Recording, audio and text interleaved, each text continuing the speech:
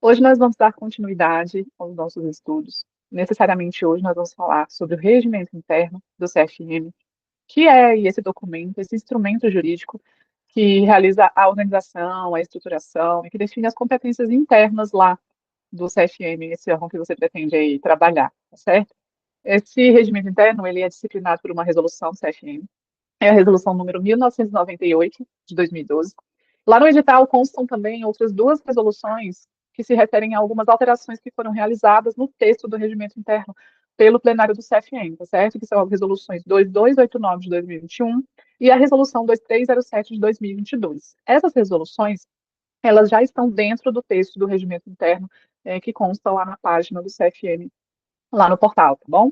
Eu vou deixar também disponível para vocês a resolução do regimento interno atualizado.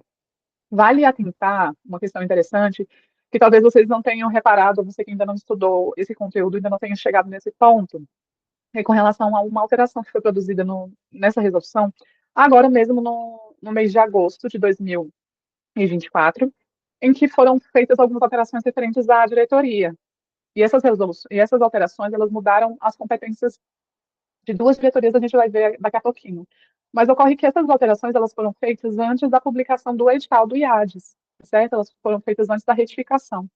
E aí eu não sei qual a razão, ou alguém não impugnou, o fato de que essa resolução, que é a resolução 2385 de 2024, não consta lá como matéria nas descrições das resoluções. Entretanto, ela engloba o conteúdo da resolução do regimento interno, tá certo? Então, aqui a gente vai estudar todo o conteúdo que se encontra hoje no texto do regimento interno que está vigente, que foi publicado antes, né, do edital e que pode cair na tua prova, tá certo? Então, vamos lá, passar a estudar, então, o regimento interno do CFM. Conforme a gente estudou na primeira aula, nós vimos na primeira aula, a Lei 3268, ela teve a função de criar uma autarquia, que é o sistema dos conselhos de medicina. Né? Dentro do regime jurídico de direito público, uma autarquia ela é criada por lei, então foi necessário mesmo que fosse feita a criação desse sistema por meio de uma lei.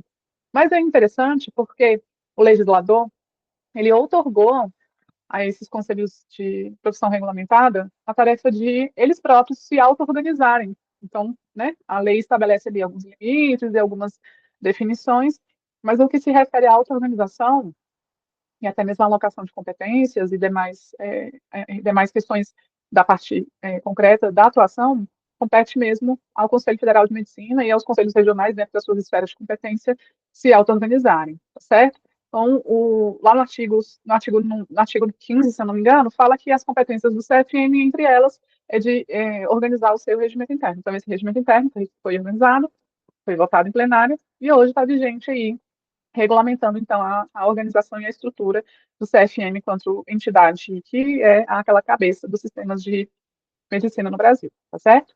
Então, com relação à organização, a gente já viu como que é formado os conselhos de medicina, né? A gente tem o Conselho Federal de Medicina como esse órgão com jurisdição nacional, falado na capital da República, e a formação, né, do Conselho Federal de Medicina por meio de conselheiros, sendo que 27 conselheiros eles são eleitos com seus respectivos suplentes, e um conselheiro ele é indicado pela Associação Médica da AMB, atualmente a Associação Médica Brasileira, tá certo? Então, como que é feita essa eleição?